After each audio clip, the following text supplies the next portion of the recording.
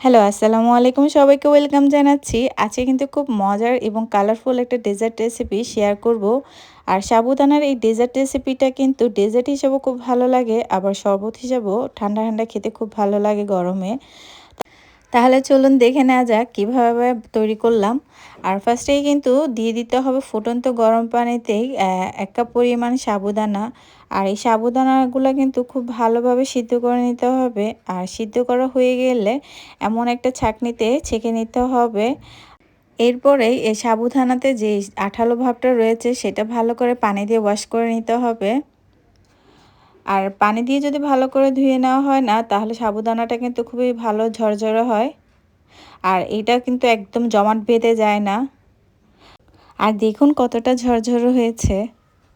এবার একটা প্যানের মধ্যে প্রায় ১ কেজি পরিমাণ লিকুইড ফুল ক্রিম মিল্ক আমি এখানে গরম করে নিব এবং এর সাথে মিশিয়ে দিব প্রায় ১ কাপ পরিমাণে গুঁড়ো দুধ।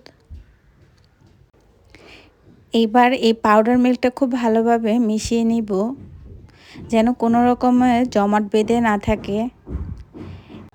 আর এখন দিয়ে দিব হাফ কাপ পরিমাণে চিনি। আর চিনিটা কিন্তু যার যার টেস্ট অনুসারে দিলেই ভালো। এরপর দিয়ে দিব ১ চা চামচ পরিমাণ ভ্যানিলা এসেন্স, এটা জাস্ট ফ্লেভারের জন্য। আর এবার খুব ভালোভাবে সবগুলো একসাথে মিশিয়ে নেব। দুধটাকে খুব ভালোভাবে জাল দিয়ে ঘন করে নিব।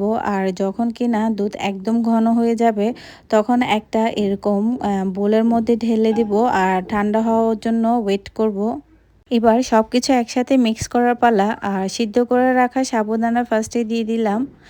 এবার খুব ভালোভাবে নেড়েচেড়ে নিব, যেন কোনো রকম জমাট বেঁধে না থাকে।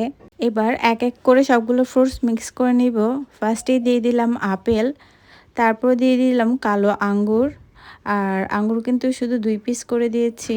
এরপর দিয়ে দিলাম কলা, এরপর দিয়ে দিলাম পাকা পেঁপে, আর এখন দিয়ে দিব আনার। আসলে পরিমাণটা আপনারা নিজের মতো করে করে নেবেন। এরপর দিয়ে দিলাম 2টা খেজুর। এবার অ্যাড করে দিলাম কিছু বাদাম। আর এখানে কিন্তু আমি কাঠবাদাম, পেস্তা বাদাম আর কাজু বাদাম একসাথে নিয়েছিলাম। এবার সব কিছু খুব ভালোভাবে একসাথে মিক্স করে নিব।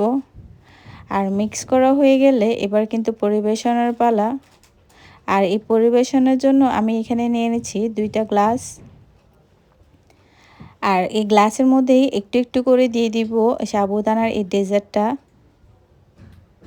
একটু একটু করে গ্লাসের মধ্যে এই ফ্রুটসগুলো দিয়ে দিব। আর খুব কেয়ারফুলি দিব, কারণ না হলে চারিদিকে ছড়িয়ে পড়তে পারে। এখন 2টা গ্লাসই খুব ভালোভাবে ফিল আপ করে নিব। এরপর ফিল আপ করা হয়ে গেলে উপর দিয়ে একটু একটু করে দিয়ে দিব ফ্রুটস, যেন সুন্দর লাগে দেখতে। আর দেখুন কতটা সুন্দর লাগছে। আর সবাইকে অনেক অনেক থ্যাংক ইউ এতক্ষণ আমার সাথে থাকার জন্য।